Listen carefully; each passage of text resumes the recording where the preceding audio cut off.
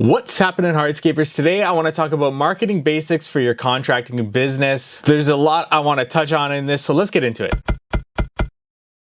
So today on the How to Hardscape podcast, we just had an SEO expert, a search engine optimization expert on the show talking about Google My Business and optimizing your website to be at the top of those search engine results. So if you're not already subscribed to the How to Hardscape podcast, search that up in Spotify, Apple Podcasts, or go to the link below to search that. But this got me pumped to really talk about marketing basics on this channel because we haven't talked about that just yet. In this off season, when the snow's on the ground and we're not working, this is the perfect time to be investing into our business so that we are getting the right leads that we want. And though the market's great for us and we've got an influx of so many leads that we don't know what to do with, this is still the time that you should be investing into your business to be able to get this ball rolling. Because when we're hit with less work and we're not getting the leads coming into our business that we want, it's already too late and people have already beat us to the punch of getting a website that's optimized and going, getting our Google My Business optimized, because it takes many months and if not years to get this going at the rate that we'd want it to get the leads that we wanted to. And the more leads that you can get into your business, the more you can cherry pick the clients that you want to work with and the projects that you want to take on as a business owner. And ultimately, marketing all starts with knowing your customer or your client. Who is that? And we call that the avatar. Who is that person that you want to attract into your business to work for? What's their gender? What's their age? What's their income? Where are they located? Job title, marital status, how many kids? What all these demographics do is that it helps you to really define who you're going after. And once you define that, you can then choose the platforms that this customer, this client, most likely is at. For example, we found Facebook really great for our business. Over the years, it's really skewed to a much older audience compared to its younger years when it's skewed to a younger audience. We see the opposite with things like TikTok skewing to a much younger audience, but slowly getting older. But still, Facebook is a great place for clients that are closer to that older demographic. That being said, Facebook is very much a pay-to-play space at the moment. In order to get in front of these potential clients, you need to pay for advertising. Organic reach is just non-existent at the moment in Facebook. But having said that, their advertising platform is incredible, and you can take your avatar demographics and you can actually target them very specifically using the Facebook ad platform. So first things first, get that Facebook business page started. It's free and it's easy to do. Additionally, Facebook owns Instagram, and that's where our next platform is that we want to target, because Instagram is a visual platform and our work is visual. Instagram has also skewed to an older audience over time as well. And since Facebook owns Instagram, their advertising platform on Facebook also applies to Instagram. So you can continue to target those demographics of your customer avatar. It doesn't mean that you should put platforms like TikTok on the back burner. If you're in this for the long haul, you want to be getting in front of potential clients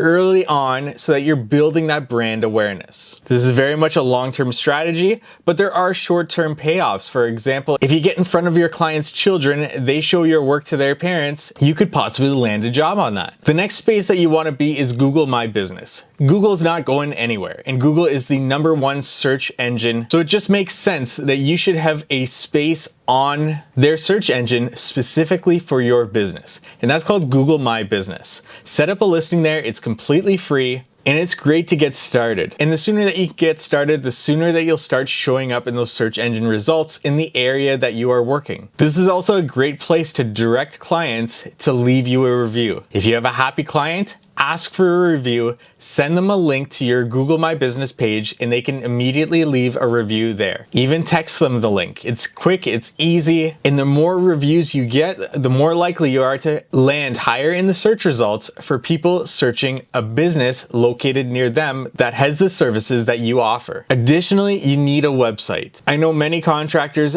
don't have websites and just have an Instagram page or a Facebook page, but regardless, I think that you really need to invest in a website, even if it's just a simple landing page that sends prospective clients to your Instagram or to your Facebook page, whatever it might be. Websites aren't going anywhere, much like Google. And the thing about a website is that Google analyzes how strong your website is and where they should show your website in the list of search engine results, largely based on how old that website is. If it's a younger website, it could just come and go, but if it's an older website that continues to be updated, Google is more likely to show that website to people searching for a website like that. So age plays in a very important role when it comes to websites showing up in those search engine results. That's why it's important just to get a website, get your domain name, especially get your business in there. If you're a Canadian company, go for a .ca. That really helps in the search engine results, but it doesn't hurt to also have that .com and redirect it to this .ca. Additionally, if you're in the US, you can go for that .com. SEO for your website mainly goes around keywords. So things that clients are searching in Google search engine results for a business like yours. Think about the different services you offer. Think about the different areas that you service. And think about pages that you can craft around what a client may be searching for in order to show up in those search engine results for that. For example, a hardscaping business in a certain area, somebody might be searching for hardscaping in this area. That's a long tail keyword that you can create a page around with that keyword in the title and additional keywords throughout that page to help Google see that page and know it's relevant to that client's keywords that they've put into Google, and then serve that page higher in the search engine results. That's called keyword research, and you can do that for many different services and areas that you service and create pages around that in your website. And then finally, having a good call to action on your website that says,